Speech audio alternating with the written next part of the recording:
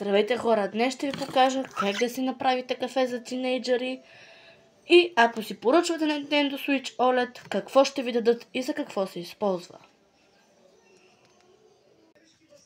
Та-дам! Така, трябва ви чаша, кола и мляко. Сипвате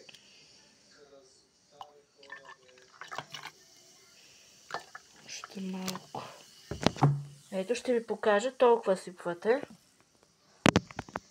Сега идва и млякото. Гледайте. Ето ви мини кафето. Това е кафето ви за тинейджъри.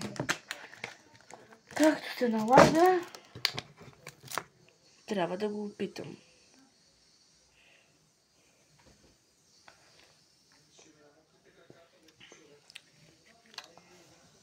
Вкусотия. Сега ще ви покажа ако си поръчвате Nintendo Switch, какво ще ви дадат. Та-на! Ето го и Nintendo Switch. Това е Nintendo Switch OLED. Тук има ето такива дръжки, които ги натискаш и вадиш. Същото и с другото. Това е, че има едни кабели да се свържеш зад телевизора. А това е, както ви казах, като махнете. Между другото има и облегалка.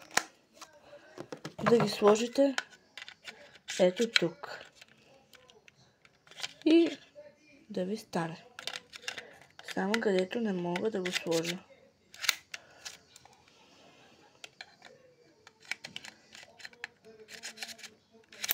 Ето какво ще стане.